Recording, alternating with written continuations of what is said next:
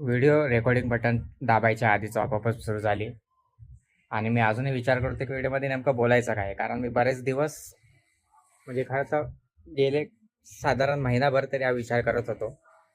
आणि नेमका काही वेळापूर्वी आमच्या आदरणीय ताई साहेबांचा मला फोन आला आणि त्या असं म्हणाला की तू म्हणजे आता जर माझे काही थोडेफार 4-5 जण फॉलोअर्स असतील तर त्यांना माहीत आहे की मी आधी ब्लॉगिंगचा प्रयत्न केला होता आणि तो अतिशय जाऊ दे, त्याच्याबद्दल बोलण्यात काही अर्थ नाही आहे.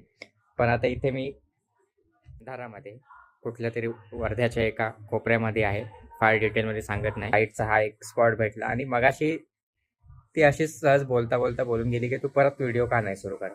आणि मी तिला म्हटलं की अगदी माझ्या मनातलं बोलून गेले, कारण मी गेला महिनाभर असा विचार करत होतो की करूयात काय ते, म्हणजे एक्सपेरिमेंट का होईना, इंस्टाग्राम पुरता का होईना, 1-1.5 मिनिटाचे 1 मिनिट ऑलरेडी झालंय. आता पुढे काय करायचंय ते पण माहित नाही, पण काहीतरी करायचंय.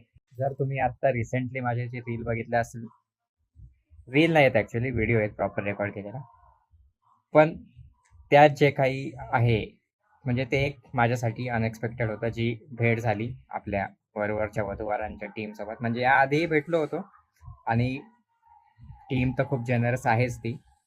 पण त्या व्हिडिओमध्ये तुम्ही पाहिलं असेल की म्हणजे एक खूप वेगळा एक्सपिरियन्स आहे. ॲज फॅन जेव्हा आपण त्यांना स्क्रीनवरती किंवा स्टेजवरती बघतो, ती एक फील वेगळी असते.